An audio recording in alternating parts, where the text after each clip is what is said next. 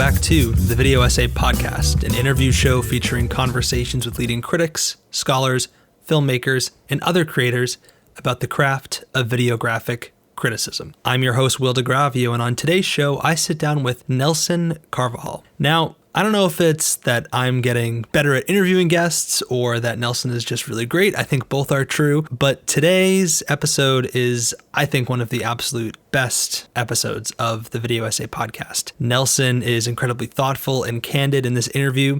We dive in deep into two very important video essay genres, the supercut and the mashup. And Nelson is a virtuoso of both forms. So I think you'll really take away a lot from our conversation. Now, very quickly, before we get to my conversation with Nelson, I just want to remind everyone out there to please subscribe to Notes on Videographic Criticism. That is my weekly or semi-weekly newsletter in which I offer an original essay on videographic criticism, but also have a roundup of any video essay related news, notes, links. Each week I try to feature a Q&A with a student video essayist about their work. So please subscribe, and if you have anything that you would like to be featured in the newsletter, please feel free to reach out and email me at willdegravio@gmail.com, or you can follow us at our updated brand new Twitter handle at The Video Essay on Twitter. Very easy to remember. And I'm also looking for student video essayists to highlight. So please don't be shy about sending me the work of your students. Or if you are a student out there listening, please feel free to self-nominate. The more, the merrier. The second piece is that I have started a new videographic project of my own. This is something that is very near and dear to my heart. It's something that it's a project that I first thought about a long time ago, but that is finally happening. It is called Rio Bravo Diary. And what I am essentially doing is I am watching Howard Hawks' Rio Bravo, which is my favorite movie. I have an incredibly personal relationship with it. I wrote a long essay in Notes on Videographic Criticism that you can go read and that I won't repeat here. But essentially what the project is, I went ahead and divided Hawks' film into 365 roughly equal parts. And what I am doing is I am watching a clip, which is roughly about 23 seconds, and I am tweeting it out each day and annotating the clip in no more than the 280 character limit of a single tweet, and doing this every single day over the course of a year. And I don't really have a ton of questions going into this project. For me, it's an exercise in trying to figure out my relationship with the film. But one of the main questions I have is whether this might be considered a form of videographic criticism. I'd be very curious to hear what you all think. I will definitely, I'm not really trying to answer that question until the project is finished. So not for about, I think, a year minus 20 days or so from now. But please do follow the project on Twitter at Rio Bravo Diary. Follow along and let me know what you think. And without further ado, here is my conversation with Nelson Carvajal.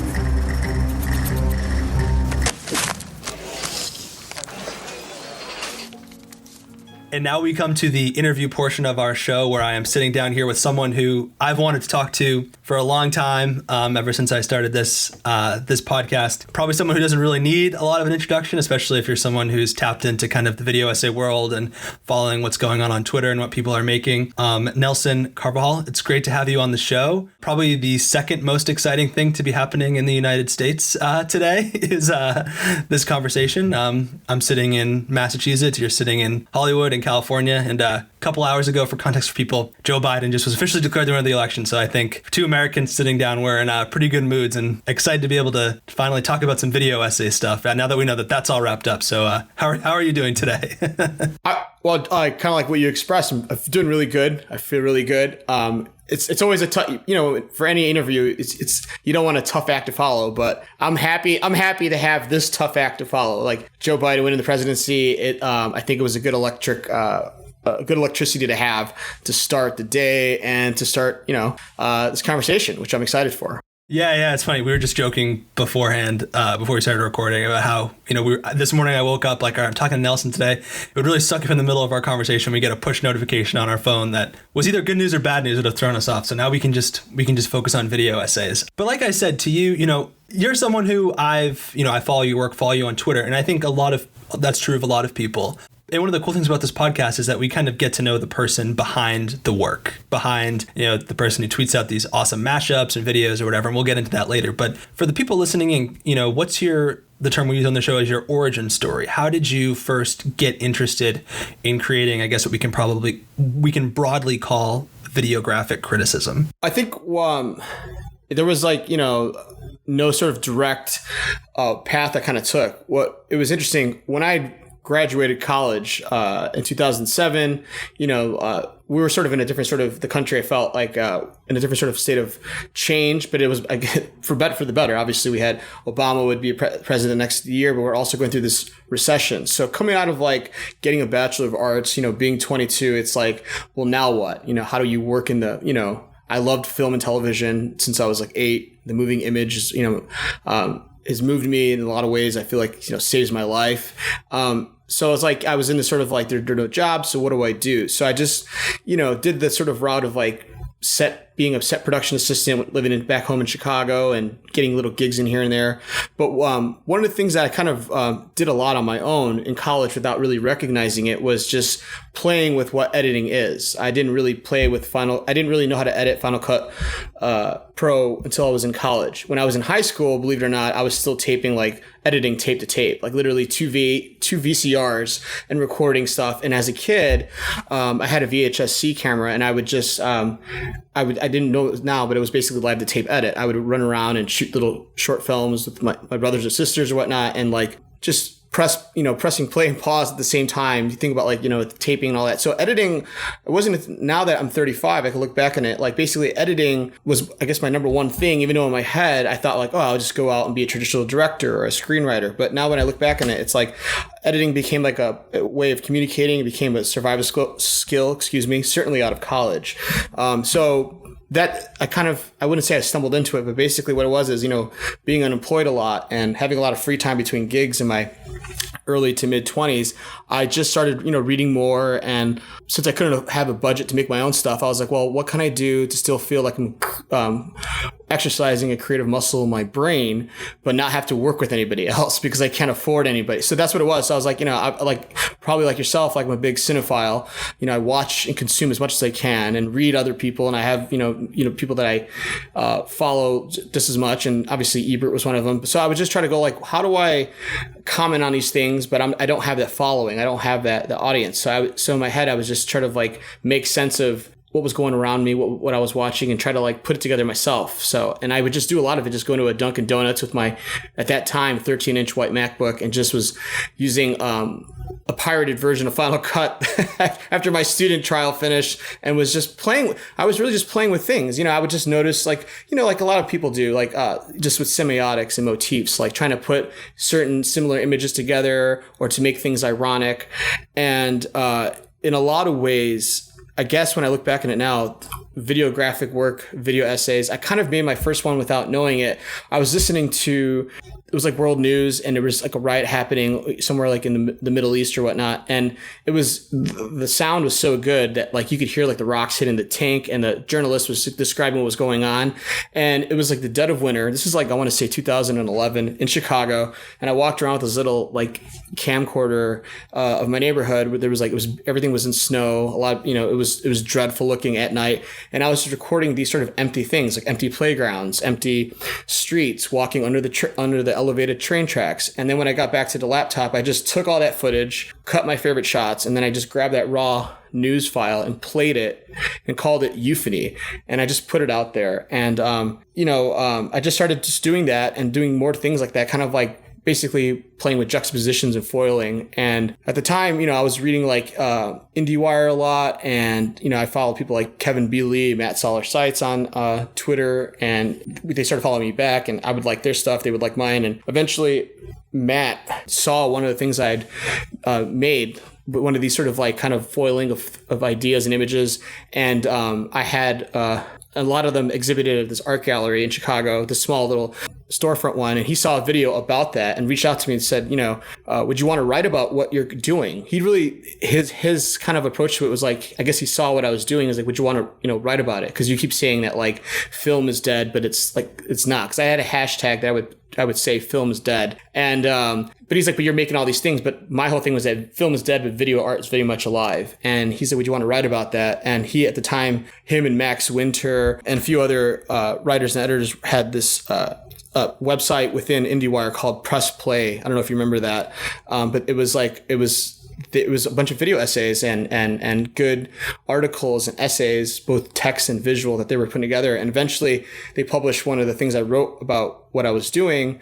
And then after that, it became like a, hey, you know, the Oscars are coming up. Do you want to do a who do you think would win kind of thing? And I did. And then it just became a snowball thing where it's like every video they made, they liked and like what I was doing, and things were getting traction. And before you knew it, I kind of stopped. It was like, 2013 and 14, not stopped, but I said to myself, I guess I'm a video essayist. Whatever this is, I'm a video essayist, because I've stopped almost writing outside of my blog. And it's all, everything I comment, everything I review, everything I think or talk about is done in a video form, whether it's a 10-second ironic tweet video to like a 5-minute supercut. I guess that's the long version. No, thank you for sharing that. I have so many follow-up questions. And the first thing that you say to me, so I've been doing this podcast for over a year now. So it's interesting to me now that I have multiple origin stories to compare to one another. And what your story says is there's a lot of similarities between your story and that of other video essayists. And what sticks out to me in particular is this notion of seeking out images, right? Of, I have this cinephile, what people have written about as a fetishistic kind of obsession with the moving image. And I'm going to seek it out in any way possible, whether it's bootleg, whether it's blurry, whether I have to risk getting a virus on my computer to download this file. Like, that is what I'm going to do in order to tinker around and play around and rip this thing apart so that I can understand it. And you're nodding your head. And I'm wondering if you could speak a little bit more to that, because it seems to me that that's an ethos and really like a value system, I would say, that undermines so much of what video essayists like yourself do on a daily basis and continue to do today. Yeah, it's a really strong point. And now you're talking about it, I'm like, I'm really grateful he brought it up, because again, just like I said, looking back on my younger years of understanding how to deal with media, even like physical media, there's this the way I make sense of film and cinema is Images are the most powerful thing, right? That cliche, a picture says 1,000 words. It's cliche, but it's incredibly true. So when you have 24 pictures in a second telling you 24,000 words, that's going to hit you. And that's just a second, right? And so cinema is an assault, right? In a good way, of like emotions, ethos, pathos. And so whether it's like a comedy or a drama. So growing up and we're, even yourself, we're part of this, well, probably yourself more now, because everything we're doing is surrounded by images. So imagine now with, kids, their kids, parents' cell phones, or babies in their cribs with iPads, they're growing up with like screens. So that's how they process images. For me, I grew up in this it was like right in this change where it's like, I grew up in a very sort of analog, I didn't have a computer, I didn't have internet growing up. It was all like, I would go to this video store, I would have to rip tapes, VHS tapes, you go to the Walgreens and get like a 6-hour, blank tape, and I would be able to like obsess with how many movies I could fit on there. And so it was always about like, how do I collect, and I didn't realize it now, but the word is curate my cinema. How do I curate all these moving images? I would drive my mother crazy as a kid, because all I would ever want as for birthdays were to go to the movies or to just buy me a physical copy of that movie. You know what I mean? So and then with DVDs. So with video essays, especially, you got to understand, in 2008, if you look at it, you look at stuff like Facebook was just invented 3 or 4 years earlier. At that time, this idea of like being like an influencer or whatnot, that was so far out of our heads or grasps. This idea of like a Twitterverse was still sort of in its infancy. I joined Twitter like in 2009, like just a couple years before I started putting my own, videographic work out there without even realizing how pivotal it would be. But it was like we're just trying to basically it was a race to how do we keep how do we keep track of, how do we collect and organize all these videos. And a lot of it was like, I would using apps like Hand Crank to rip DVDs and all that. But yes, it didn't matter how the image got to me, and it didn't matter how it looked like, particularly, to put it out there. And I'll say as a very specific example, there was a video essay I did. I remember getting a lot of pushback comments on about like Wes Anderson. It was just some supercut kind of thing I was doing for Press Play at the time. And, I thought it was great and I thought it moved well. But the biggest complaint people were saying was like, yeah, but you zoomed. Basically what I did was, because some of the images were better than others and some of the clips were pixelated because I was ripping everything off of YouTube. Not all the aspect ratios were true to size. Basically, I made everything like 16:9 as opposed to like, more 2.35 by 1 or whatnot. And that was what people took away from it. And that's when I started realizing that like, I really did see images in sort of a more emotional, almost like images were like a family member, where it's like I wasn't looking at what they're, you don't look at a family member or a relative or a close loved one at their resume. You look at how they make you feel. So for me, I didn't necessarily care if like my shot of a record playing in Moonrise Kingdom was a little tighter than what the actual wide shot was, because the way I made sense of it was, how does this shot going to relate to the next shot I'm going to put after it with whatever audio or music I'm playing? Because with video essays, the thing that, whether it's a voiceover or whether it's pure, what I call pure video essay cinema, which is no voiceover, it's the emotion it's eliciting, right? So the movie makes you feel one thing.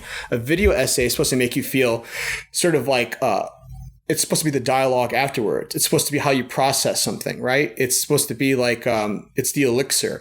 So for me, it's like, I didn't really care if it was the highest resolution clip. I cared about the rhythm. For me, the rhythm of the image is just as important as the rhythm of the song. So with getting all these clips, with getting as much as I could, it was more about like having volume versus how good it looked. And that was one thing I noticed that separated it, because I did see, especially in 2012 through like 2015, there was sort of people who started to dabble in video essays I would try to see, and then they just stopped because their output was far less, but their pictures looked nice because it was like, I'm sure they spent all night getting the 1080p version. For me, it was like, I'd rather get it out there as quickly as possible because, you want to sort of get an idea first, like social media teaches us an idea could be hot and trend or be, viral, whatever. But it's, you wanted to get out first because people get over things much more quickly now. Moviegoers, even now in the film Twitter world, people are much more cynical. And then that's not necessarily because they're bad. It's just because there's so much to choose from that, like, they're over it. To use that phrase, people are over things quickly. So if you want to strike while the iron's hot or whatnot, you really have to get your thing out there, even if it's maybe it has a watermark, even if it's got auto tracking at the bottom of the image. But the idea is that you want to get that image out there because of how it made you feel. So you want to be able to sort of regurgitate that immediately to your followers. To your point, we've been, myself, Kevin Bealey, and Sydney Wild Harris, we've been curating the Black Lives Matter video essay playlist. You have a video on that playlist. And, we've talked about the playlist at an academic conference, at film festivals. And your point exactly is one of the things that I appreciate. There's a lot of things I appreciate about that list, but one of the things most is there's this range of videos, some of which make use of the ripped Blu-ray, perfect quality image of a film, to videos that feature old black and white photographs or have things that were made for social media very quickly. And I think how we evaluate a video essay is not on the image quality of the film, of the video, or what we perceive to be the image quality. If you're doing that, you're evaluating video essay wrong.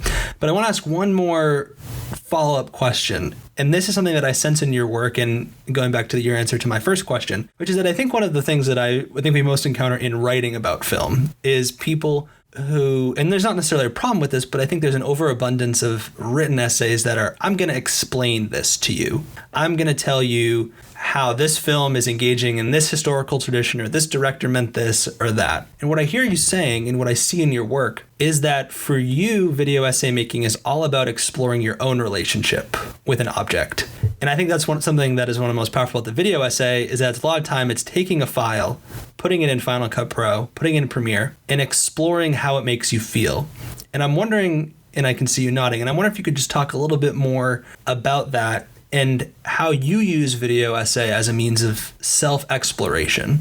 Yes. So there are good examples for video essayists who are like, they have what you call the great radio voices that could hit the right inflection and could really make it fun as you follow as you go down the yellow brick road of academic, this is like, look at something like the Every Frame a Painting series, right? I could enjoy those as much as the next person. But like for me, it's like that's just, from my opinion, like would just make as just as strong as a well-written essay.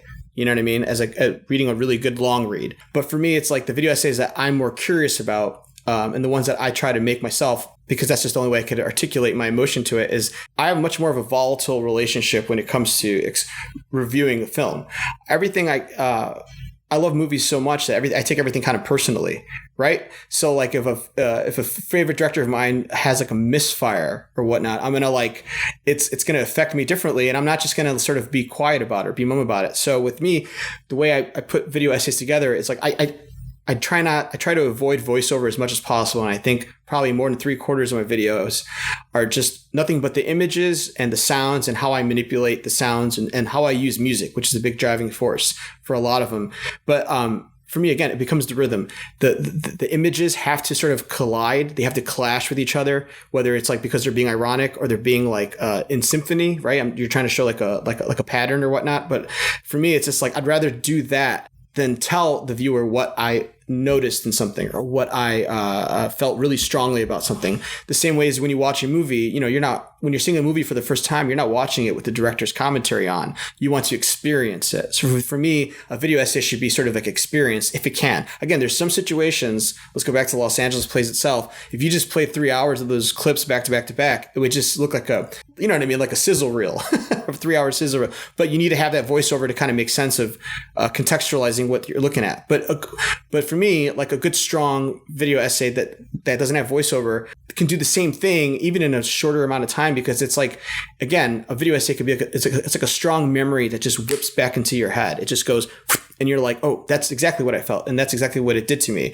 which is why I think supercuts and mashups are really popular, because they're, you could get your head around it. It's a universal language of like, I'm not interrupting the scene. I'm not interrupting the shot with my very not thrilling voice. You know what I mean? Because I've seen some pretty looking video essays, right? Like with all the aspect ratios, all the high quality clips, but I was put to sleep by the voiceover, but a good video essay, a good supercut. And for me, which is why my only way I feel like I do good with a video essay is like if I could just remove myself from it. And I'm not kidding you, there's been video essays where I start and I completely abandon them because 2 minutes into hearing my voice, I go, oof, this isn't like, I wasn't part of the creation of that. So I should be part of the manipulation of it on an audio sense. It should just be image driven. Again, a lot of people probably disagree with me on that, but I find that I don't want to use the word ambiguous, but if a video essay tells me less,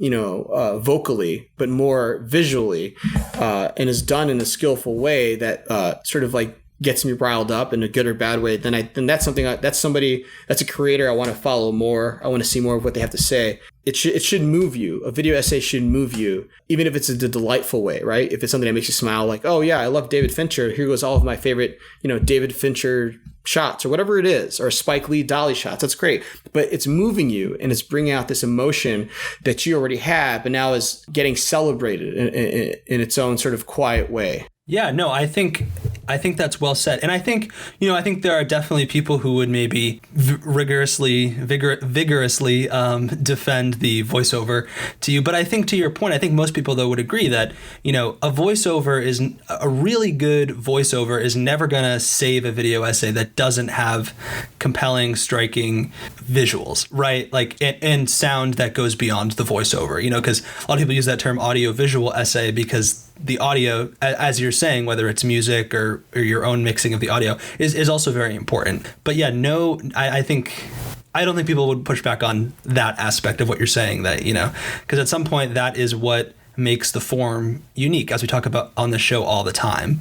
There has to be something that you're doing with the visuals and the sound that you couldn't do in a written essay. Yeah, go ahead. I'm glad you said that. And again, just because I myself try to practice less voiceover, again, like I appreciate the people who can do it really well, because that's its own skill set. It's like, again, it becomes part of the performance. It's a performance art, right? How, you could lead somebody with your audio. And like, ironically enough, like a video I didn't get in time out for Halloween, which I might finish the event at some point, was this 2-minute thing. I was just trying to talk about The Exorcist 3. I was rewatching it during Halloween week, and I was struck by a very specific edit, a moment between one shot and the next that just for me was like so good. And I just was like, well, I can't, since it's just 2 shots I'm putting next to each other, I can't make like a supercut with all this stuff. You know what I mean? That wouldn't make any sense, but I want to talk about it. So I just started recording myself.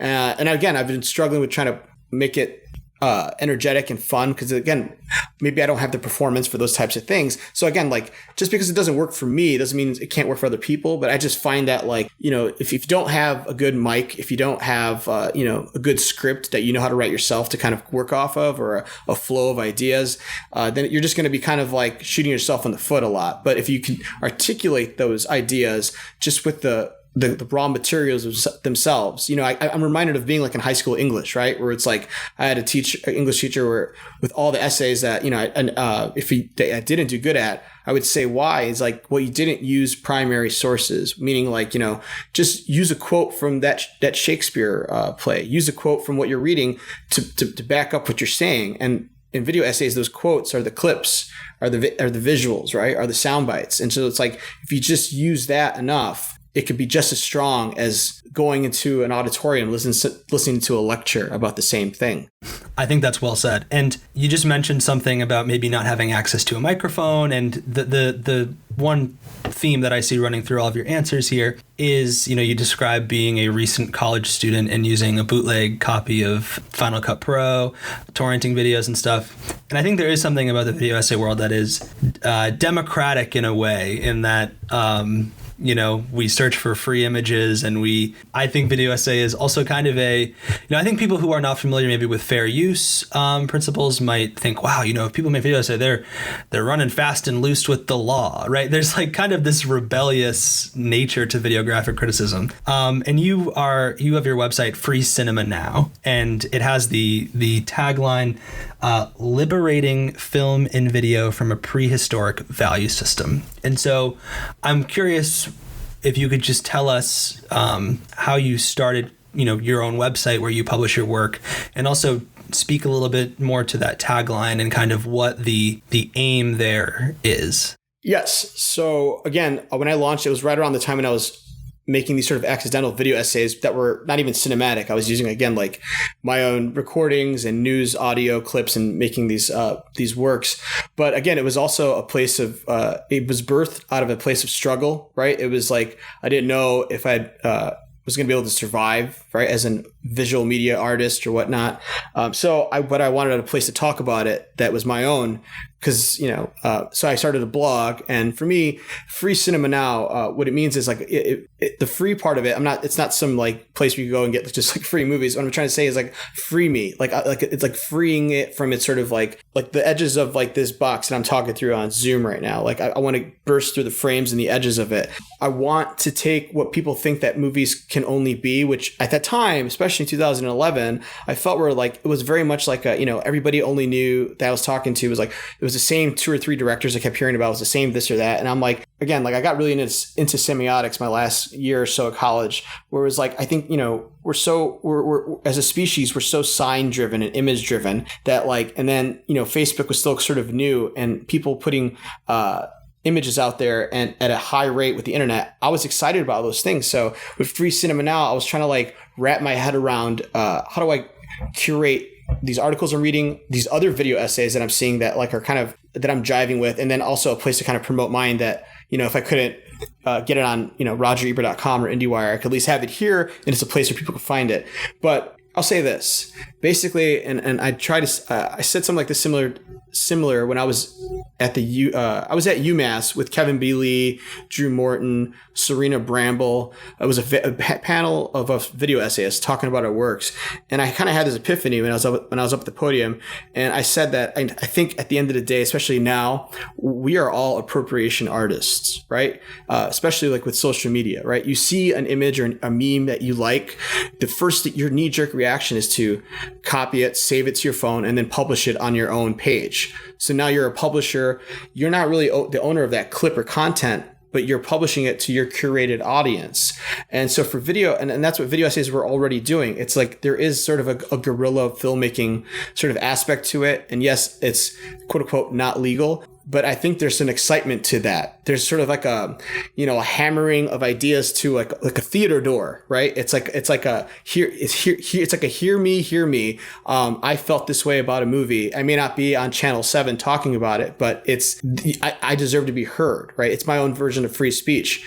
And as far as I want to comment on the fair use part of it, one of my first really big viral video essays was an actual supercut where it was in early 2013. I put every Best Picture Oscar winner. I gave each clip like 4 seconds or 3 seconds since 1927 up until that point together, and it was scored to a Max Richter piece of music. It was like 4 minutes long, and it got like I think like over 1 million views on Vimeo. And then that actually landed out some. I remember getting a phone call from a friend who was at a hotel in Colorado, and he's like, "Hey, they're playing your supercut like on the entertainment news show channel here." And then it was like it was Entertainment Weekly, and now that's when I got my first taste of like, oh, people can respond to these things like this. There's no voiceover in this. It was a quote unquote supercut, and I did one I think a year or two later with every movie that won the visual effects Oscar, and that one was even bigger. I think it got like 2 million views on Vimeo. Oh, that's a ton for Vimeo too. Yeah.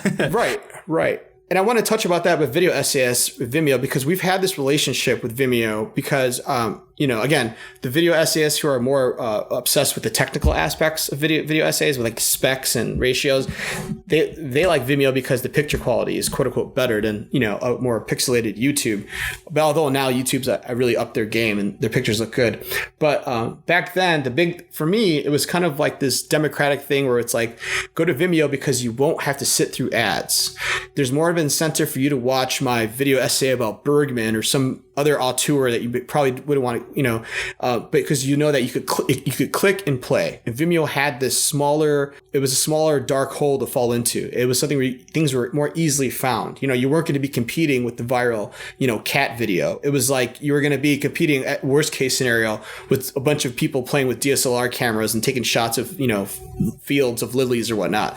So it was like, so Vimeo has this unofficial stamp of like video SES approval, where they were kind of like the platform that was free, that looked good, and didn't scare away potential audience members. And it has this sort of look too, like when you watch a video that's embedded, if it's going viral, and you see the Vimeo player, there's sort of sleekness to it, where it's like, oh, this is almost like a movie. It's like I could see the person's picture there, their profile picture.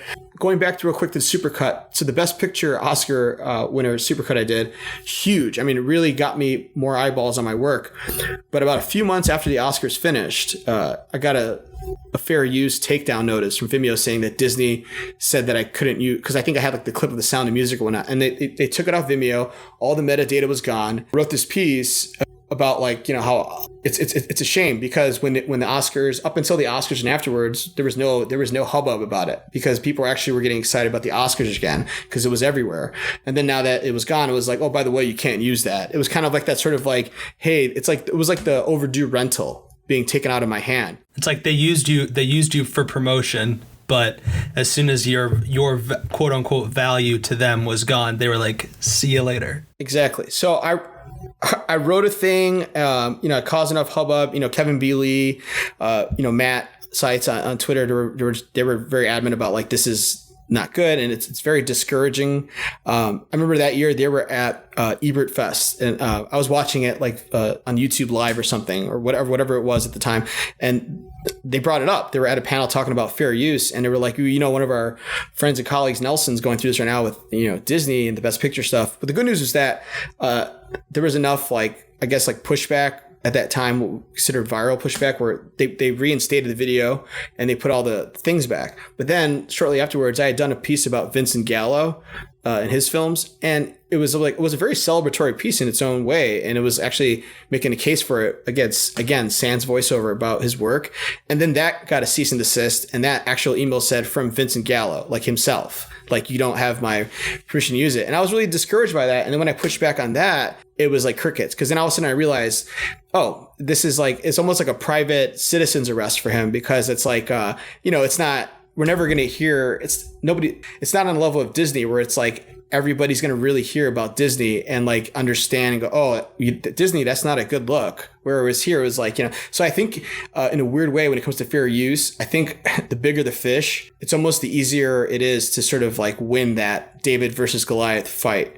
I guess that's what my takeaway with that is. But yes, fair use in each of my, it's important to note that each of my Vimeo videos, and I have like over, I think 200 or 300 videos at this point, in the description, I always put in the fair use terminology. If you look at any of the videos, I just remind everybody about the fair use verbiage, the code and all that as long as it's used for, entertainment or educational or journalistic or some sort of like purpose, which is what we're doing, we shouldn't be penalized. And again, Vimeo, because there's no ads, it's very surface. It's very transparent. We're not making like click money on this stuff. We just want, for us, the valuation is the viewing. I have to say that divide of Vimeo YouTube, like that was something that's a question I've always asked, and I'm always curious to hear what people have to say, and I've never heard that specific answer. But as you say it makes total sense. And, and I think that sleekness that you say, it's true, but I think it also is a self-fulfilling prophecy, because we know that we just know we're gonna see the best stuff on there no matter what. So we often immediately associate it with that. How many video essays do don't have a Vimeo? It's almost none. You know what I mean? Like, which is, I know video essayists who only have Vimeo. They don't even have a YouTube, Right. And I think to your point, and, not knocking them at all, but I think primarily the people video essayists who use YouTube are doing it, if not as their main career, but are doing it for, maybe they're a freelance critic or whatever, and they're doing it as a source of income, which all the more power to you. But to your point, that does, whether we like it or not, change like the ethos of what's happening in the platform and what's going on, of course.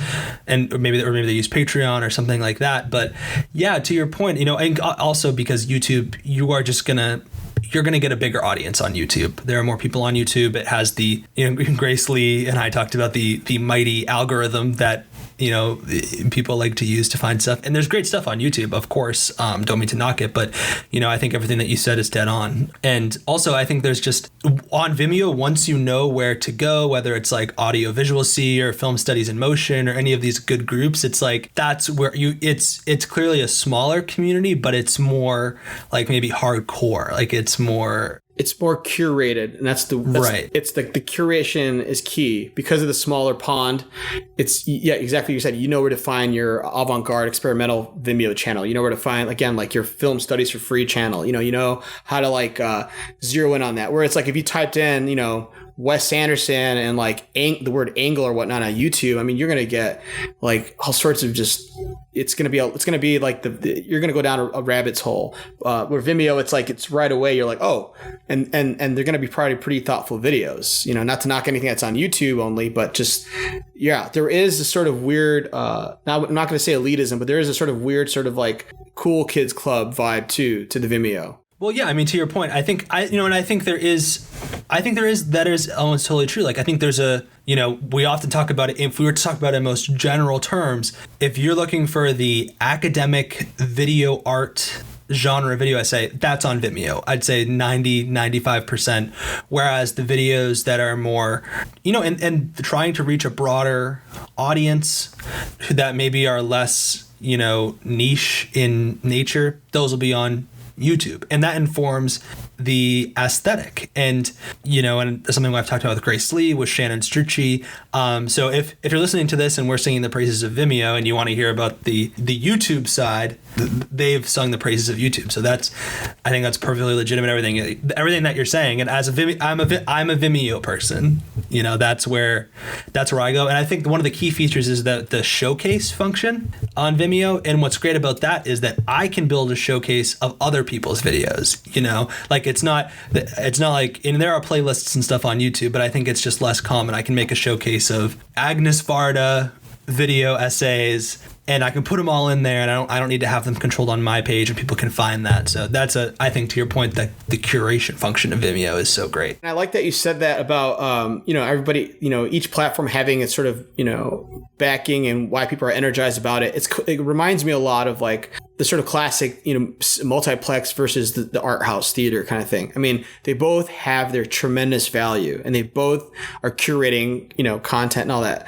But in Vimeo, I look at it that not that it's like super duper, like, we're making, we're not making all these James Bending, pieces, but, which are great. And they're on Vimeo, of course. But but there is that sort of like, you know what I mean? There is a sort of aura around it, Of course. And on Vimeo, you can go and rent short films. A lot of artists use Vimeo as a platform to sell their art. Whereas on YouTube, you can go and rent the Avengers, right? Like that. So that divide there quite literally exists, as you're saying, the multiplex versus the art house cinema. Like there are marketplace features on both of those platforms that literally are that divide, Yeah, it's like, where to go to get your thing, right? If you want, if you want Miller Lite, how you could go to anywhere to get it. But if you want that craft, whatever IPA thing, you're going to go to that more specialized location. And that's kind of like, again, not that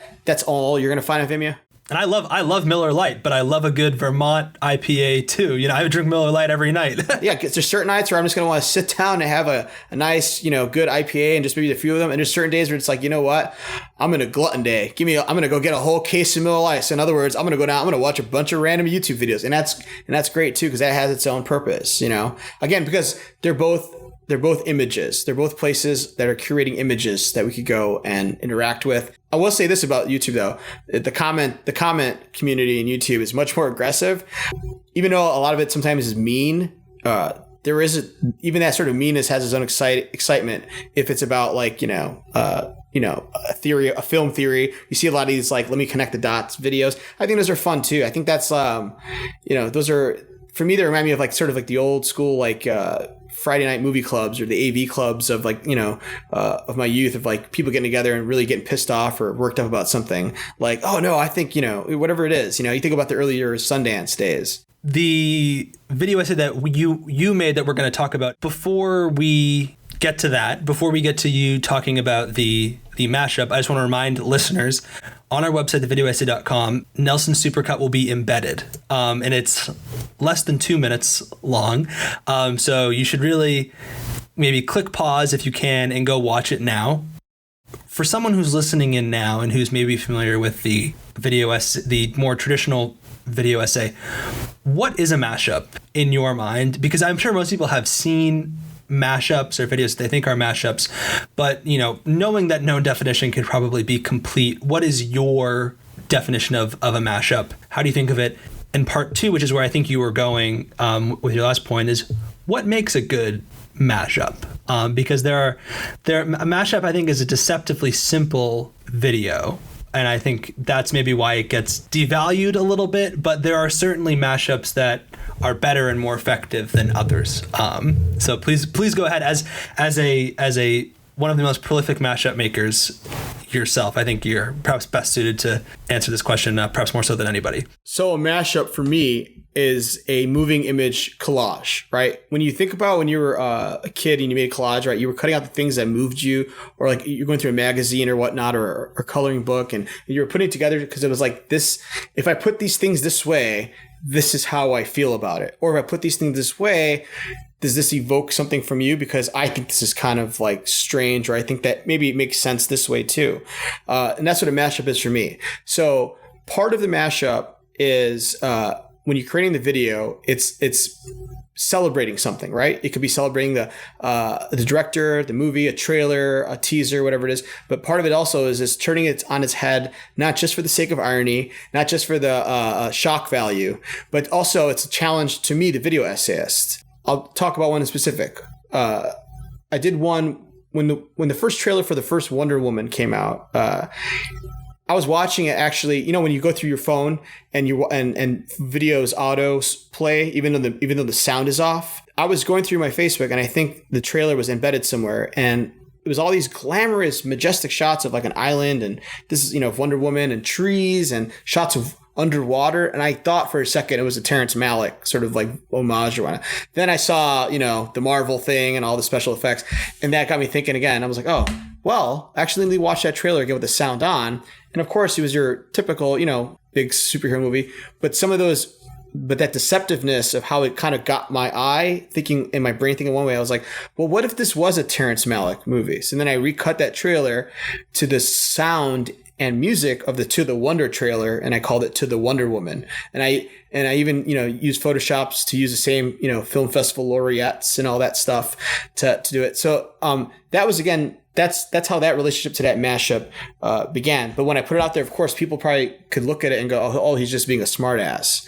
He's just being funny. But in reality, the mashups for me are like they're situational either problems or like self-imposing challenges that as a video essayist, I'm like, ooh, how can I like take that apart and then put it together and see if it like maybe not necessarily clicks better, but clicks in a way that like is compelling. I kind of want to just follow up quickly on something that you just said as a kind of way to set up the video that we're going to talk about. To your point, I'd be curious to hear you talk about this because I think I understand what you mean when you say that people thought that you were just being like, a smart aleck or were just, whatever. I think for the mashup, you kind of... And perhaps this is why maybe folks will say, oh, that's not a video essay or something, because I think sometimes when people approach watching a video essay, they're operating from the assumption that, oh, this person is making a value judgment on the film that they're watching. They're saying this film is good or bad. So inherently, if you were to watch a mashup like that, it would be very understandable for someone to say, is he saying that Wonder Woman is as good as a Terrence Malick film? Like, that is the operating assumption I could see, when in fact, it seems to me, and correct me if I'm wrong, that the vibe of the supercut, that's not the vibe. It's trying to, as you say, get to the basic fundamental relationship between images and sounds and how we see them, and to really just raise questions and evoke emotion and not necessarily make this kind of like value judgment on what is good cinema, bad cinema, right? Exactly. Okay, an academic, quote unquote, academic video essay with traditional voiceover and a script, and they could even like in the video pause an image and talk about it, look at what we're seeing and what it means. What a mashup does is it presents a new set of problems, right? Because it's saying, well, we're going to skip all that exposition. We're going to skip the synopsis, and we're going to get right down to the paragraph 5. Basically, which is like we've just put this thing in a blender, what it sounds like, because that's what mashup sort of kind of hints at and implies, and give it back to you on a plate to make sense of it. Like laugh at it, think it's ghastly, think whatever you want of it. But in reality, I think from my experience with mashups, it's like it comes from such a place of actual love for like experiencing something, right?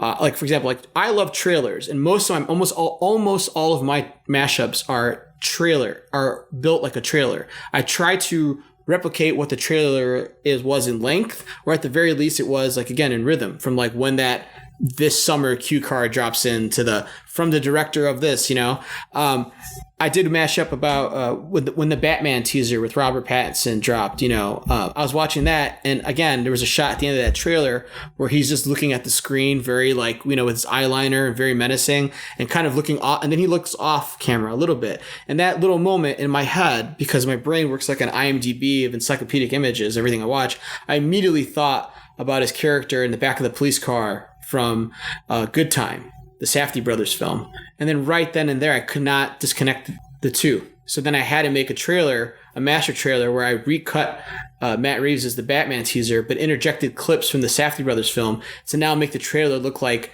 Batman was at Rikers Island and his twin brother, the other Robert Pattinson's, running around town trying to score money to bail him out. So that's essentially what the mashup is. It's like for the video essayists, it's like they've already made a connection that they haven't told you about yet about something, and it affected them in a certain way, and their way of showing you this is by just tearing the house down from like the bottom and then building it back up. It's still a house. You don't have to live in that house, but it's certainly worth peeking your head in to go, oh, I could see how that works. You know what I mean? The lights still turn on, and that's a good point you bring up. So sometimes mashups are successful in that. I think that for a lot of the video mashups, the shock value adds to the humor, right? I did a mashup. I've done so many, but like I think about one of the ones that was really popular. I recut that Disney Pixar film Inside Out, which was about, these little animated characters that represented people's emotions in their head. And then in my head, I thought like, what else, was a popular movie in the last 4 or 5 years that was about getting in people's heads. And I thought about Inception. So then I made a mashup called Incept Out. And I just basically had the trailer of Inside Out playing, but with the Hans Zimmer vroom happening. And, all of a sudden the stakes were raised. And of course, it's like, watching it, I'm not trying to say anything profound about either of the films, but I think that it's funny because now all of a sudden, I think BuzzFeed or one of the other articles that wrote about it, brought up the point that like it is really a thriller for children. What as we as adults, we watch these Pixar movies, and we sometimes take it for granted because we're too busy looking for the humor and the inside jokes for the adults that sometimes we got to stop and go like, these movies were made for a very, very young viewer. How are they processing it? So for me, like when I was putting it together, I'm like, for us, it's just like this, ironic kids movie, but for the kids, this maybe at the age of 5, this could be like their Inception. This is like, wait, this little girl has what going on in her head, and they're going to manipulate her, and it's a race against time, Again, so the mashup has both a commercial, I'll call it. It has a commercial purpose because it can go viral, right? But it also has a sort of like conversation starter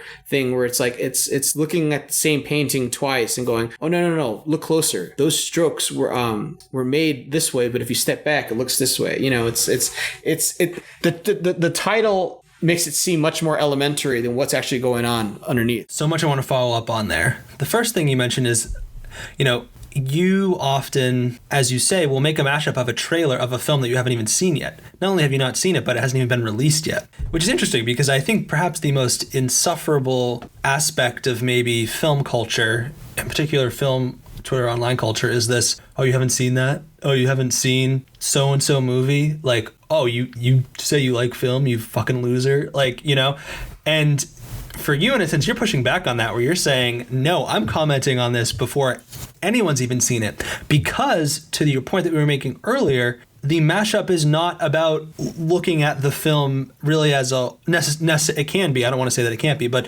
it sounds like what I'm hearing you saying for you is that it's not about looking at the film as a whole. It's not trying to strike at the thematic core of a film, but focusing on the images. So in a sense, using trailers, and in particular trailers of films that haven't even been released yet, you're kind of limiting yourself. And we talk all the time on this show, and people do about videographic criticism in general, about constraints, and that constraints are actually a really good thing when you're making video essay. And it seems to me like that is one of your key constraints. And my follow-up to that, and feel free to comment on what I've just said, but just to extend it a little bit further, and this kind of goes back to something you were saying. You were talking about kind of people like Drew Morton and people who are very active on Twitter. And I think Twitter is a great, like it's this great kind of melting pot of different types of video essay people where we all kind of come together and share and watch each other's work. And you often will make mashups immediately, quickly, and upload them to Twitter, whether it's you upload a Vimeo link, or sometimes I believe you upload your videos straight to the Twitter platform. And so I'm wondering if you could also comment on the kind of the immediacy of mashups, which I think relates back to this point of, using a trailer for the Robert Pattinson Batman, and start making something the moment you watch the trailer. Yes. So first off, about the constraints of the mashup, which is what's part of the constraints, ironically, end up being the strength, right? The mashup kind of, for me, if I look at my sort of like narrative, what my origin story is, you could take it back to like when I, again, am unemployed out of college, there's a recession, and I'm like, how do I still make something without having to actually work with other people and not have to buy anything else, right? So those constraints made me start making video essays by in turn, because I couldn't shoot anything new, I couldn't make anything new, so I had to take what was already existing and repurpose it. So with the trailer, with the mashup, especially with a mashup trailer, what's exciting about it, it's like you said, people haven't seen this movie, so the trailer itself, even before you start mashing it up or reconstructing it, is already deceptive, right? Because, how many times have you seen a great trailer and the movie's nothing like it, right? So that in itself is almost like a mashup. The trailer's already been a mashup of the film, which nobody's seen. It's its own little essay. It's saying, here's a little symphony I'm going to take you through in the next 2 to 3 minutes. Here are the emotions, the roller coaster I'm going to take you through. So for me, I look at it as going, okay, now working with those same clips, and I can't use anything else because the movie's not out yet. How do I it's like a Rubik's Cube. How do I go ahead and make my side of it blue or yellow or, and that's part of the challenge and that's part of the fun. And what's great about it is like, you can't really go anywhere else with it unless you want to like, inject something else into, that came before it. Like, for example, one of the mashups that I got nominated for Webby Award was The Master Joker. And I got nominated for that earlier this year, even though the film came out last year, because, they always nominate the year after, the videos come out or whatever. But with that one was like, at the time, the only trailer we had for Joker was, Joaquin Phoenix, moping around New York and talking about mental health and looking really, there was a shot of, him in his locker room with his spine, coming out, and he looked emaciated. And the first thing I thought about was Freddie Quell in The Master hunched over at the beach. So right away, I just started, spacing out clips from that from the Joker trailer and dropping in, I could pick any clip from The Master because that's available digitally, I had some of them just like superimposed over each other. There was times where it's like, it was Freddie Quell talking instead of the Joaquin Phoenix Joker character, and all of a sudden it became the same thing. And then outside of the mashup, in my description I wrote, what if they are the same person? If you look at it timeline wise, Freddie Quell is in the 50s. This Joker movie takes place in the 70s/80s. What if he eventually made his way far inland enough from Massachusetts that now he's just like, flipping a sign outside of the store in Joker makeup, and he's still an alcoholic, and he's still gonna eventually, kill people. So that's again, like, even though a movie like Joker is like, everybody knows the story, everybody knows what the movie's kind of ultimately be, it's the Joaquin Phoenix factor that's my in. Just like with the Wonder Woman trailer, it was those certain shots of like, underwater, and then like, of like these sort of majestic nature shots that made me connect it to Malick, and that's what it is. Just like with the Inside Out one, it was a sort of connecting the dots of like, what if this is the children's thriller of the mind? So there's that. The constraints give you strength, because now it's like it's like having an assignment saying, you can't go over 500 words, or you can't do this or that. And it's like, you literally can't, because the trailer only gives you so much. What does the immediacy of Twitter, like what role does that play in the dissemination of your work? But I also think when you put it out to Twitter, especially if you're using with a trailer, when maybe there's already buzz about a film, your video essay becomes something more, because it becomes part of an ongoing discourse and excitement. Whereas if I was to make a mashup of, a Bergman film and a Hitchcock film, like, people might like it, but that's probably not what people are talking about on Twitter that day. You bring up a very good point, because I think the skill of not a good video essayist, but a video essayist who's going to be seen is somebody who understands not just what's trending, but it's like reading the room, right? Like this week, I wouldn't suggest anybody to drop anything, because it's going to get eclipsed by we have huge, government news or whatnot, political news. So it's understanding those moments, and then understanding those sort of like those hotbed sort of like, everybody's talking about this, so I better come up with something quick for this. And if not, like, if you did want to make your Bergman, Hitchcock mashup, whatever it is, make it, but then set yourself a reminder in your phone that, Bergman's death anniversary or Hitchcock's death anniversary, because at some point in some subsphere of Twitter that'll be trending. So put it out that way. So I think timeliness is very important, but the immediacy, you have to be quick and you have to be short. I'll give you a couple examples just from this summer alone, like in the pandemic, right? In Los Angeles, there was a viral clip from the local news here that went that was everywhere, because the helicopter on the night of 4th of July got this big shot of sprawling LA at night, and you could just see all these fireworks in the mountains, and it was going on for minutes and minutes. And of course, I saw that on my feed, and the first thing I thought about was the opening shots of Blade Runner. So I really quickly just grabbed that on my phone using Premiere Pro on my phone, because I was still working on my computer, and just literally put that video, knocked out the sound, and then found the opening clip scene of Blade Runner, dropped the audio in, and just had a couple splices I did with my finger on my phone in Premiere Rush, and just changed some things and changed the date from I think it said something like November to July 2020, and dropped it, and that went like 24,000 views within a day. And then right before that, I actually had that in my notes, and I'm gonna let you continue, but real quick, I remember, I think it was when you dropped that video, maybe Matt Zoller Seitz, I think, tweeted paid you a very high compliment, and he said something about how you are able to turn, I think, news or current events or what's happening into art so quickly. And I love hearing that story about how you just did that on your phone. I think that's fucking awesome. And I think goes to show to everyone out there that this type of work exists in a range of forms, and that immediacy is, as you're saying, that's its strength. The immediacy is the strength because, and I touched on this earlier, we become much more of a cynical viewing group because there's so much to choose from, and we get it at a velocity that's so fast that I think as video essayists, or just as curators of the moving image, we need to be very aware of that and understand that we need to pick and choose our battles. Not that they're battles, but we need to pick or choose our points of entry. It's like playing jump rope, right? You just got to go like, not this song. I'm gonna have to sit this one out, And there's been times, I'm not kidding you, where it's like I have an idea and I look and somebody kind of already did it by minutes, and it was maybe a little more crude and maybe not the way I would have done it. But at that point I go, I'm not going to touch it anymore. Another quick phone edit I did was when Disney was announcing that they're opening up their theme parks. This is like peak pandemic stuff in the summer. It's like horrendous. I was like, I couldn't believe it. I was like, oh my God, that doesn't sound like a good idea.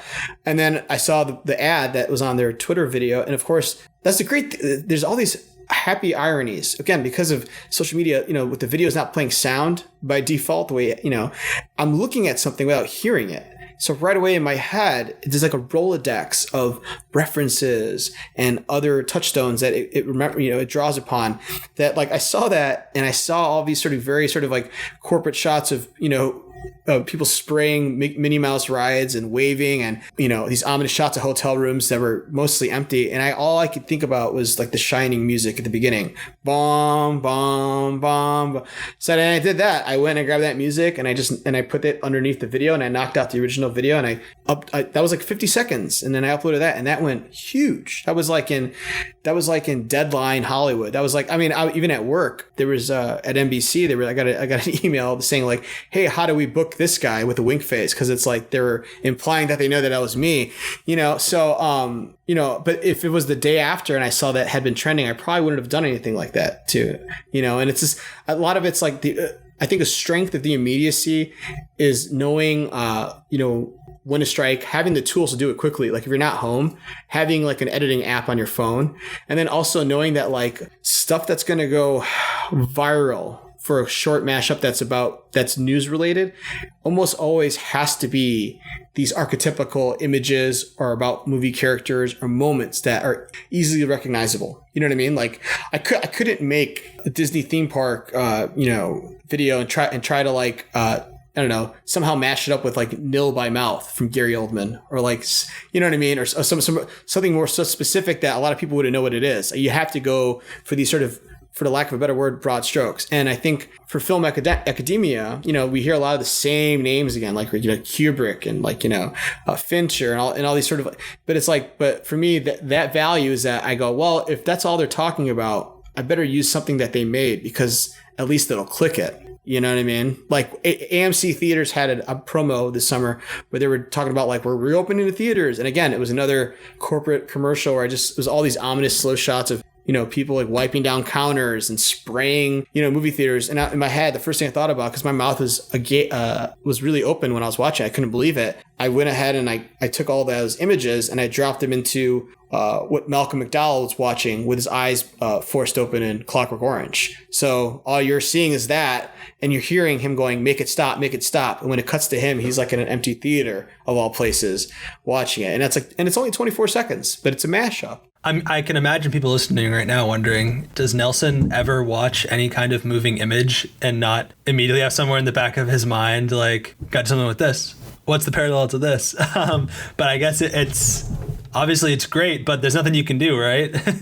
Yeah, I cannot disassociate one thing from the other. And again, even if it's not a movie I'm watching, it could be a piece of television, it could be a piece of news, or something that happens. If it's like a viral video of a gesture of behavior, all of a sudden, like, you could tie it back to something we've seen before.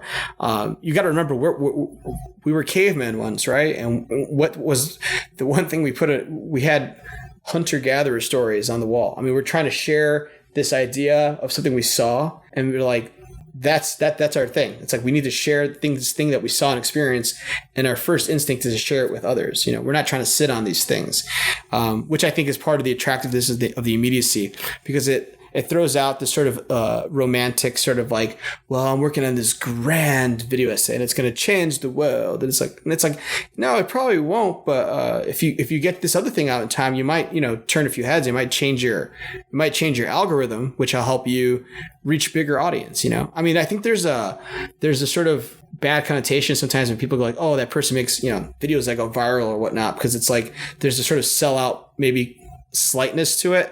But I don't see it that way. I look at it as like, the gatekeepers now are becoming fewer and fewer, right? Like you think about streaming and all that. It's like, and it's harder to get in some of these doors. So you have to become your own PR person, your own, brand ambassador. And what a great opportunity we all have working in the media as moving image artists, then to use the things we're most passionate about to promote our knowledge, to promote our cinephilia, to promote our eagerness to want to share those experiences. I mean, the whole thing is, there's so much affection driving it that I think that outweighs any sort of sense of this is just like some clickbait thing.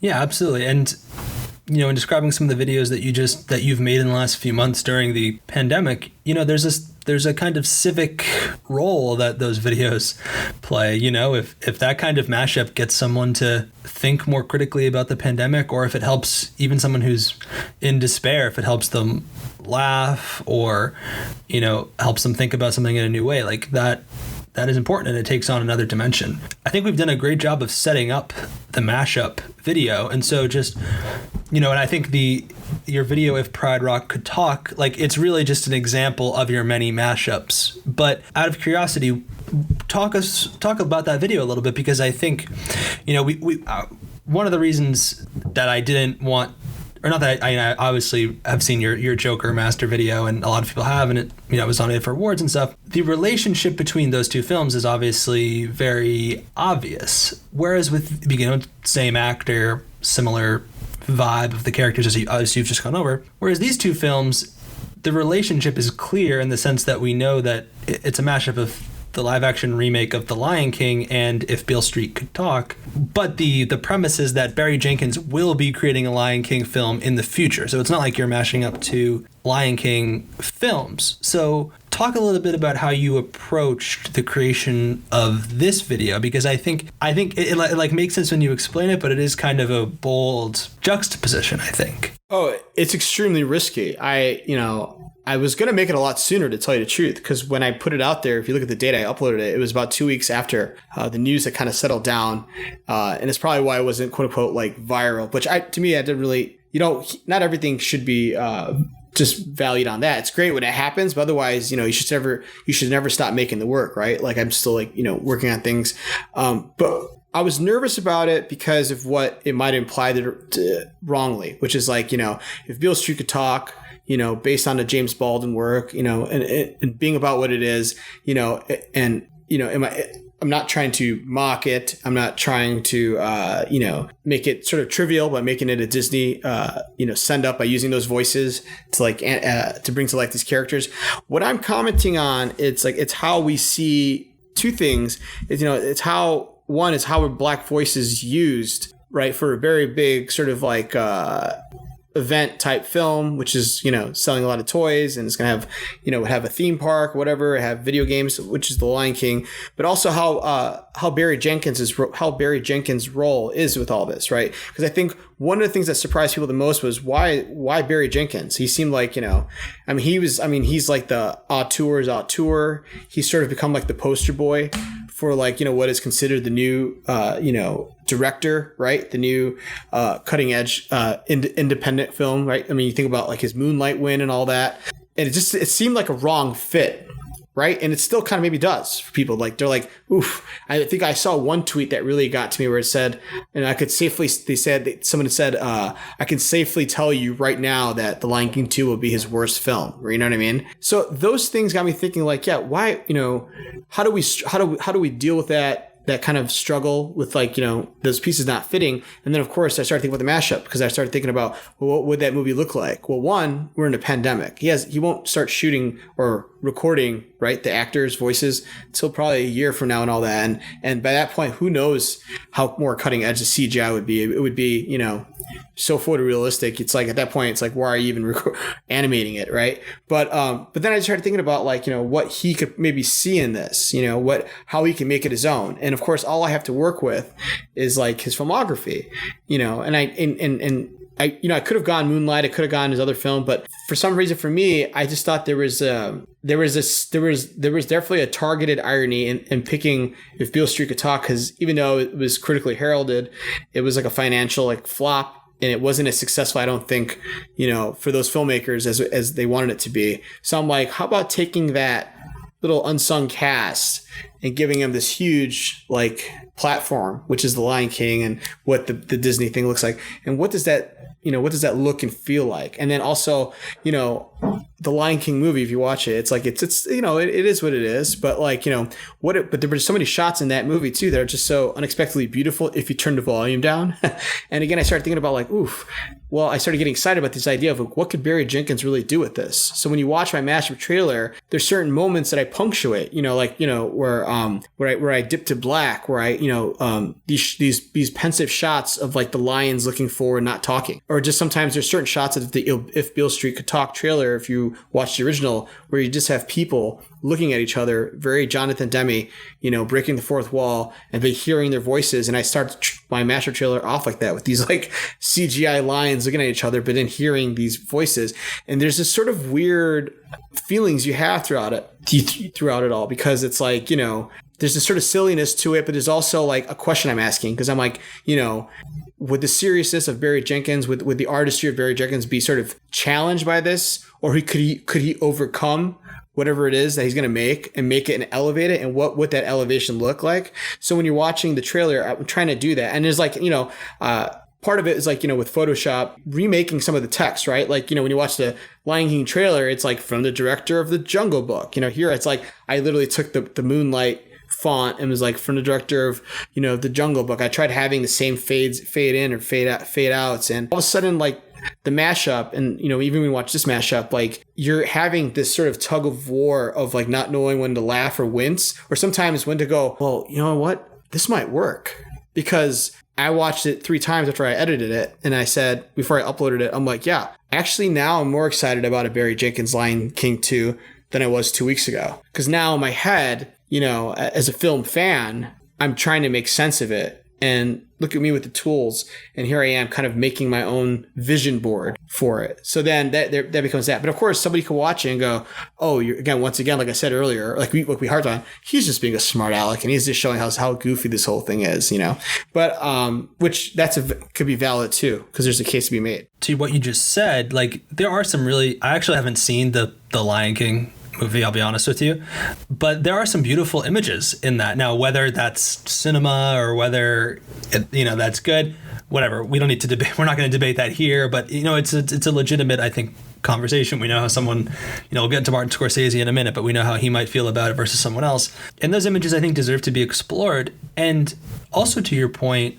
I really enjoy hearing you talk about how this video in a way is kind of pushing back against the discourse, or at least challenging it, because, Barry Jenkins, he has every right to make this movie if he wants to. No one's holding him hostage and forcing him to make it. And also, it seems to me like, we might say, yeah, we wish the studios would stop making these huge blockbuster remake franchises and focus on other things. But at least it seems like, they're trying to meet maybe cinephiles halfway in the middle by saying, all right, well, we're going to get good directors to do it. And it seems to me like that's not insignificant. Like, I think the Rian Johnson Star Wars is like one of the best ones, So I think it is interesting to have someone like to elevate a black director who's in art house and giving him a franchise giving him a shot to make this franchise what he wants, because he's not just going to follow the template and the rubric. And to me, I think that's at least exciting and interesting. And it seems like that's what you're trying to say in the mashup, which is this is interesting, not necessarily this is good. It's interesting, and it's also important, like you just touched upon, because again, I talked about the black voices. I mean, who were the voices of the Lion King? I mean, you have Beyonce, Donald Glover. I mean, you have people who are like obviously have reached these echelons of fame and success, through their talents, that they're in a different stratosphere. So, there's a sort of like wonderment of going, here's this underdog, someone like Barry Jenkins, even though he's an Oscar winner, is still very much like, has to like probably claw for what he has to get and the gigs and the jobs. And it's like, here's this opportunity that we know he's signed on for. So what does that look like? And so like, what are these other black voices now that we've heard Beyonce's voice come out of this? Now, when you hear Regina King's voice come out of this Lion and moment, does that move you differently? Now that, this beautiful shot that was maybe like, I don't know, had Hakuna Matata playing over it in the original cut, which you probably weren't paying attention to. But now if you hear this, but now if you see that same shot in my mashup, but hear Nicholas Brittle's music, now all of a sudden does that shot mean more to you now? So those are these things that I'm wondering myself too as a creator. And that's part of what the mashup is. It's going, but if I did this and I went like this, is it still the same thing? If I put this before here, if I make, if I cut to black as opposed to fade out, does that affect you? And the answer is of course it does, right? I mean, when you were talking about the Inside Out Inception mashup, you talked about how, I forget who you said, but you said someone had written up an article for it in BuzzFeed and had made the point about, is Inside Out a thriller for children? And it seemed to me that when you made, that would have been an example, and maybe you had thought of that beforehand, but that would be an example of someone writing about your films in the same way that Roger Ebert would write about a film, right? Like people bring to, I think because you're, and this is something that I'm particularly passionate about, which is writing about and analyzing video essays in the same way that we would about a film, right? That it's like criticism about criticism. Because I think in the many cases, these are their own self-contained works of art that are worthy of their own type of criticism. And so I think kind of now I'm trying to rephrase my question in that way, which is I'm curious, what is it like to be on the receiving end of people analyzing your work as a self-contained artwork? I'm very excited and I'm very encouraged by it. I'll tell you, my earlier years of putting videos, it's funny.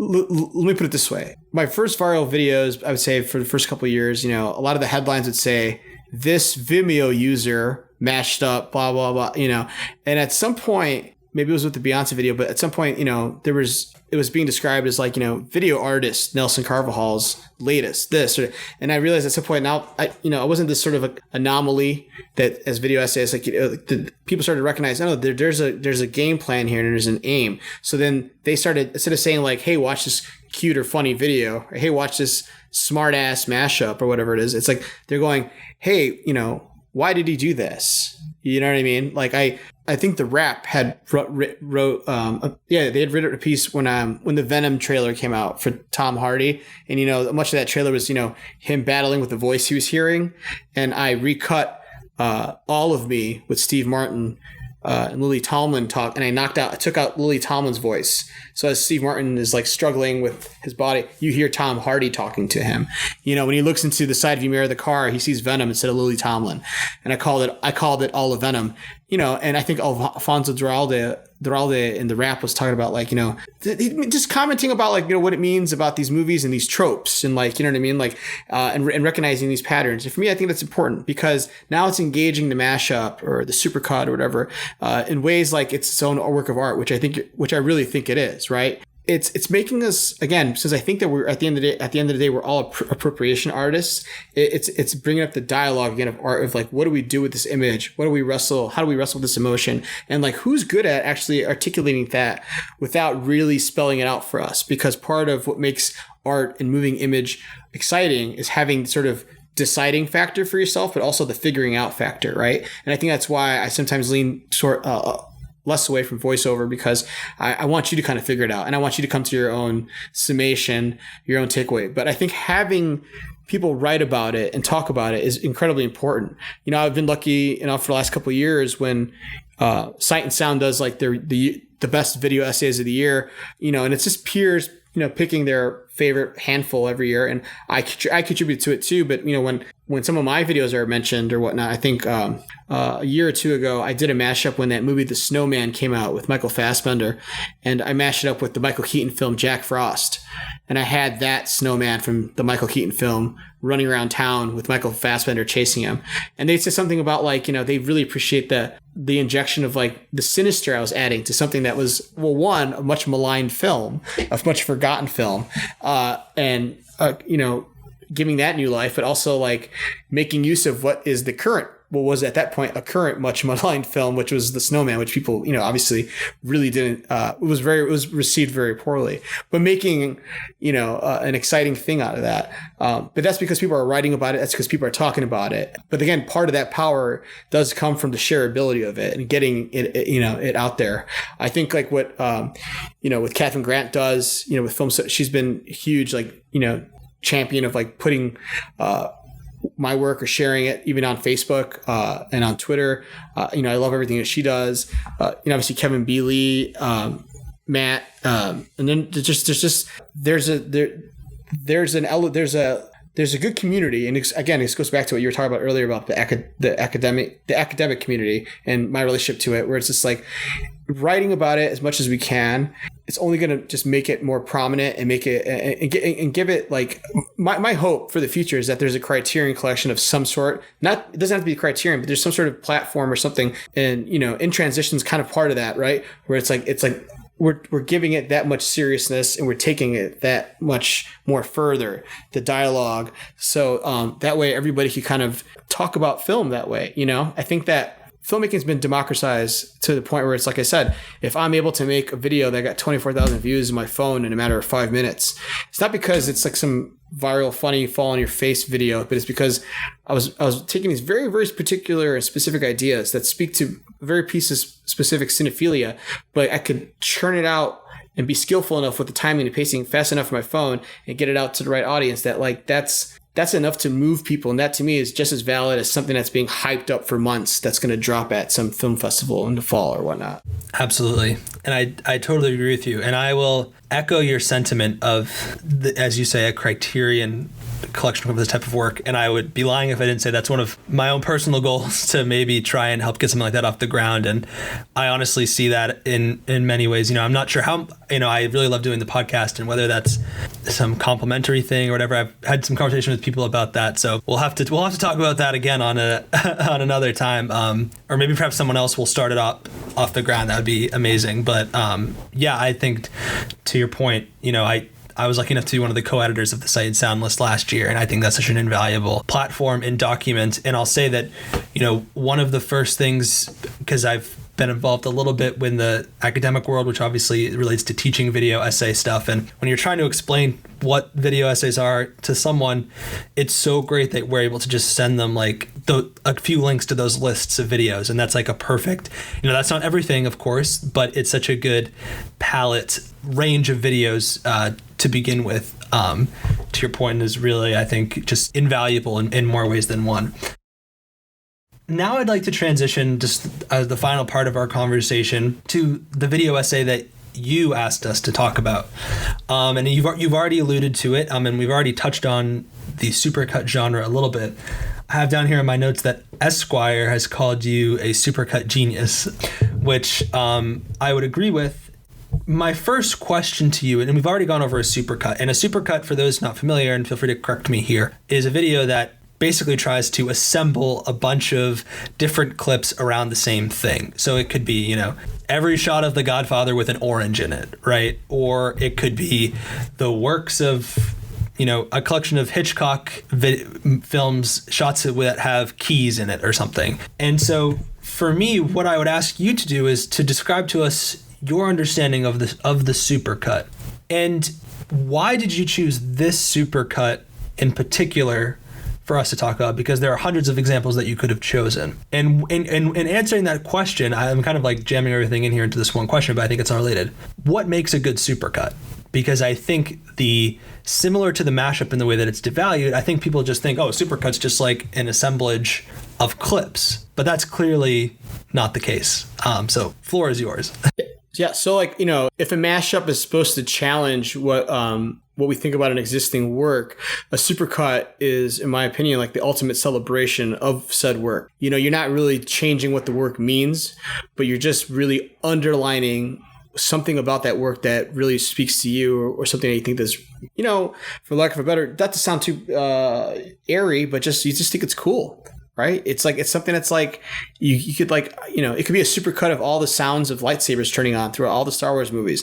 I bet you, I don't know if anybody's made that, but it'd probably be pretty badass, and I would watch it. So that's, for me, a supercut is like, it's like a shot to the heart. It's what Uma Thurman gets to wake her back up in Pulp Fiction. It's that injection of like, oh yeah, that's right, you like that guy. Or, oh yeah, that's why that, you love her cinematography. Or, oh yeah, that's what you love about Aaron Sorkinisms or whatnot, right? It's compiling it into like a abbreviated playlist. And so, like I mentioned it earlier, one of my first viral videos was, the Oscar Best Picture supercut. And really then, the driving theme was, you're watching in chronological order about 3 seconds of a movie, and each film has won Best Picture since 1927 or whatever, and so that's the unifying thing, is that because you don't know when it's happening, but after you step away from it, you had something happen to your eyes where you saw what movies were, from like how a movie looked like in the 1920s to like what a Best Picture looks like now. You know what I mean? And like the production, the scale, from going from black and white to color, there's a story there, right? So for me, the supercut is that it's underlining a theme or an idea or something that you're trying to celebrate. So with the Oscar Best Picture supercut, I was trying to celebrate, basically, in my opinion, why I still watch the Oscars. There is this sort of like, as specific and niche as I can be about cinema and what, how even obscure cinema, I don't mind sitting watching the Oscars and watching, you know what I mean? Like it's fun because it celebrates this idea that, movies are important, because they're certainly important to me.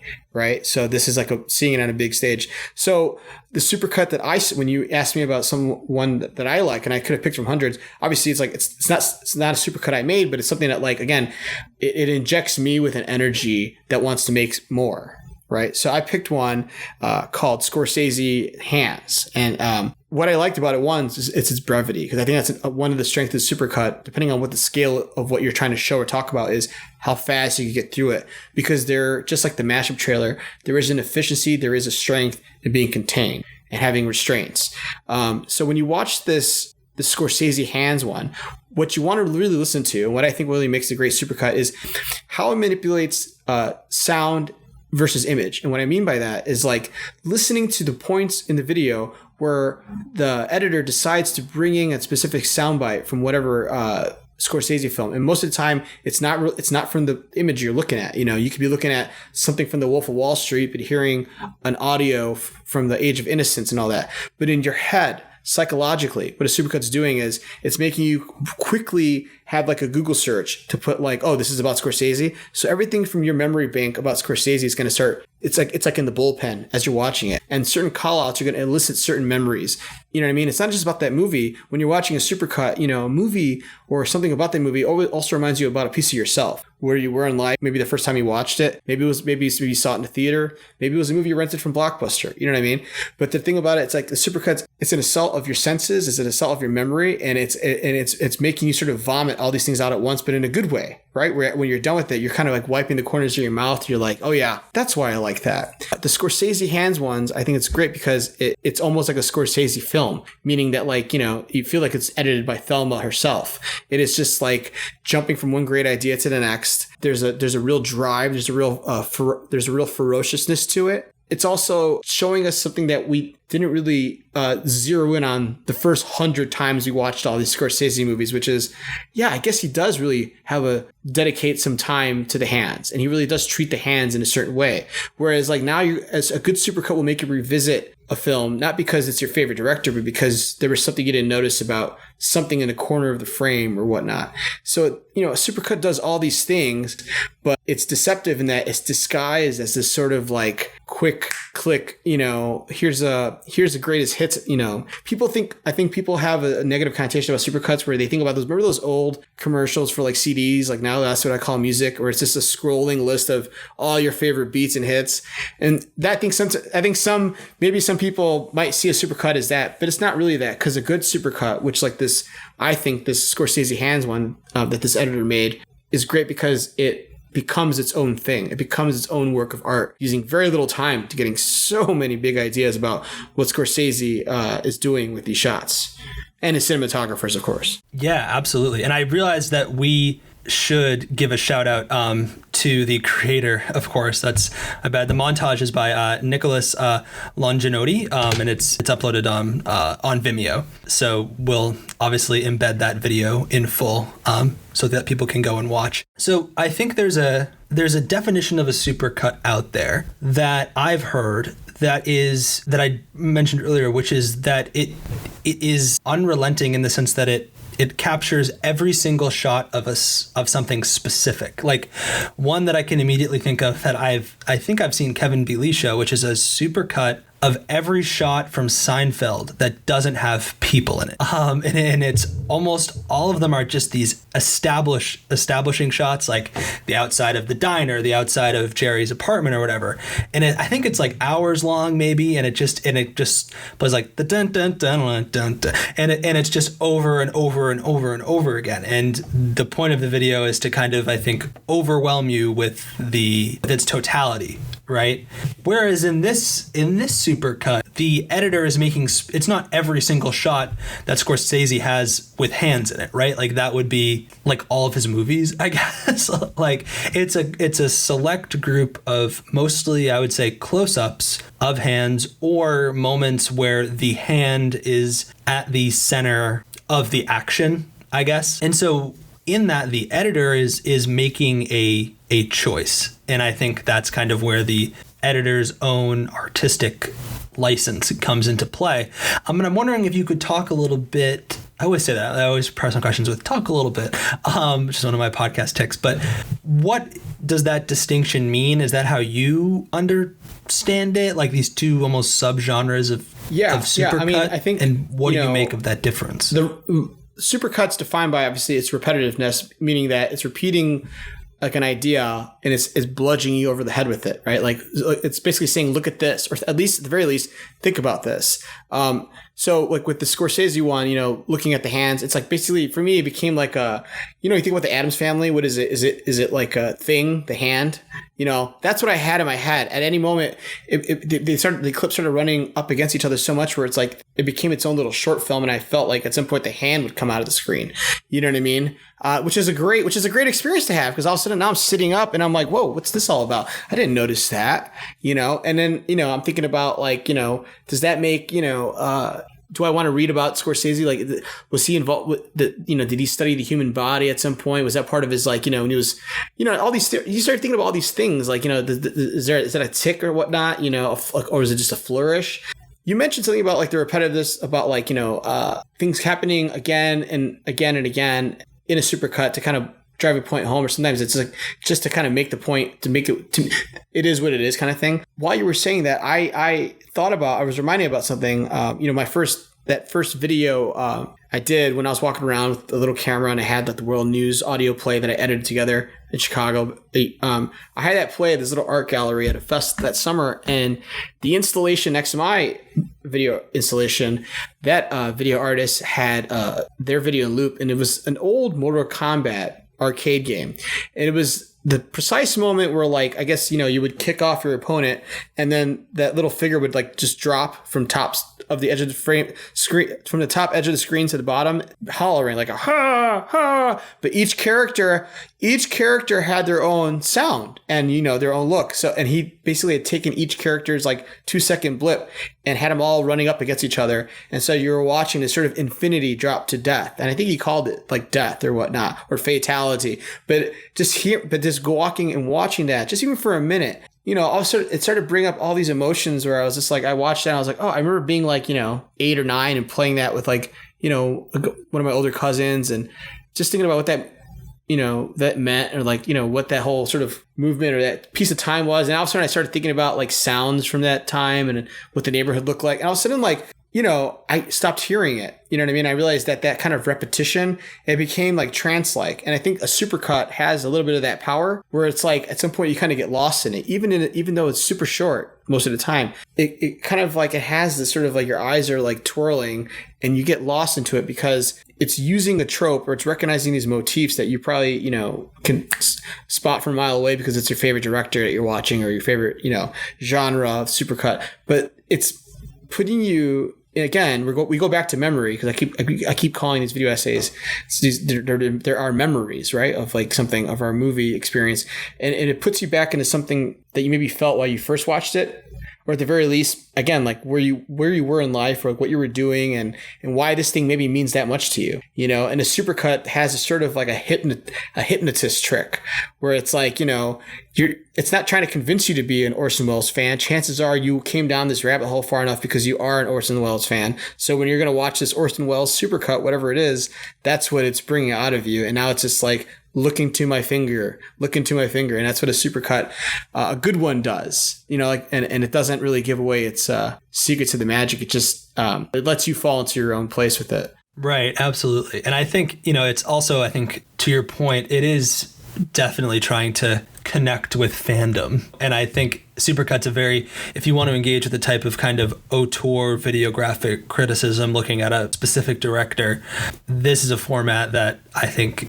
work very well. There's Kogonada has made some of the best supercuts out there, of course. And I think he actually has one, Hands of Bresson. And so, so you start thinking like, okay, well, now these video essays are kind of speaking to each other, and you think of, okay, well, what is Bresson's relationship to Scorsese and any influence there, And I think also it can work in other ways because if you watch, one of my favorite ones is obviously Hitchcock. The Eyes of Hitchcock, Kogonada's one, is one of my absolute favorite video essays of all time. And if it can also work in the way of sense that maybe you aren't a fan of Hitchcock and you watch something like that and you're like, oh, holy shit, this looks, it's 2 minutes. It was published by, I think maybe it was published somewhere, maybe Sight and Sound, maybe. I forget where he made that one for, and you say, well, this looks freaking awesome. So because the supercut is short, it's condensed, it can act as almost a trailer in and of itself as a way to say,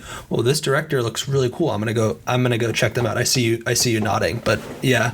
Again, like you hit the nail on the head. It's speaking to something that's easily recognizable for you. And again, all these things, the supercut, the mashup, even the sort of voiceover traditional video essay, what we're seeing is that's emerging, that keeps emerging. It's this theme that it's coming from a great place of affection. All of these, from both the creator and the person watching it, they're there for the same reason. Just like you're at the same, midnight, art house screening of your favorite giallo film or whatnot. You know what I mean? Like it's the video essay. I think if you think about a closing thought for me, so it's like, it's a catalyst of bringing together celebrating the creator of the original work, but also engaging in this dialogue with other peers, whether they could just be movie-going fans or they could be creators like yourself. And we live in this new age where it's like, it's not just a director, a creator. You could be a video essayist and still be considered a filmmaker, in my opinion. You know what I mean? Look at Tom Anderson, like I said earlier, with Los Angeles Plays Itself. I look at like Kogonada. I mean, I look at like, The Green Fog, or like, again, like I'm a huge Chris Marker fan. And I think about like the opening minutes of like, Grin Without a Cat. And he talked, and in the opening shots of that are from like, Potemkin, like, 1925, and then you hear the voiceover. I think it's of a woman, if I remember correctly, but she's talking about that whole first 2 minutes. It's like shots of Potemkin, the film, and the staircase scene, and all that. But you're hearing her talking about what she remembers from that film, and it's none of those things. She remembers the maggots, on a meat in some obscure shot that's almost like a throwaway. But again, that's part of what video essays are for me. That's what encapsulates everything. It's like, it's this sort of commentary of like, yeah, but this thing means, it has that little oomph factor. This thing means something, and it should be recognized, and we should talk about it. And then, like, in a great Chris Marker moment, when I think the soundbite something about like brotherhood or love, that you hear the drums come in and it cuts to like, you go from Potemkin to like archive footage of like, Vietnam protesters, and it's nothing but peace signs in it, and it's really quite moving. All of a sudden you realize, oh my God. And I remember watching at a young age going, what is this? Because this is not like a movie. There's no actors. But for me, it had just as much, shot to the heart, punch to the stomach kind of power as that. And I'm like, all he's doing is using footage that already exists, and he's making a huge statement, and he's moving me as an artist. So I think as video essayists, I think that needs to be, if directing a human being on set is one art form, I think, using a catalog of images to make something else is equal. Is that person is an equal? In my honest opinion, I think there's great power in that. And I think that we're living in a digital age where we're all already set up to be appropriation artists because of the tools and the immediacy of how we could get stuff out there. So now I think that the secret to success and to getting to that, what we talked about earlier, hopeful eventual Criterion Collection-esque kind of catalog or a Roku app that has these things readily available, will come down to the people who are talking about it, the academic world that's writing about it, and these publications that are, and certainly this podcast of yours, because that's part of, we just need to nurture it and make sure that, we're just kind of, we're making sure the stream's going our way so we can make sure this, more of this is encouraged. And again, every day part of my whole thing is I can't wait to see what's going to move me when I open the computer. When I look through this, I'm like, I can't wait to see what so and so is doing, but I also can't wait to discover somebody I didn't know was making stuff, because now it's going to give me I could backtrack through their videography and see what they were doing, because I think that's a beautiful thing. Absolutely. And I think this whole idea of community, that's what this is all about. And I actually think that's a great way to wrap up our conversation, to bring everything full circle. But Nelson, thank you so much for coming on the show today. I couldn't appreciate it more, and I'm really grateful that you took the time. No, thank you very much. Very excited. I think what you're doing is great, and I think you should, even with all the duress of our world right now and the pandemic and all that, this is good. And I think that you'll find in the future that these early days are going to be hugely instrumental to whatever this next wave that we're on, this digital wave. I think this is great, and I'm excited to see. Actually, I take it back. I'm excited to listen to more of what the Video Essay Podcast has in store.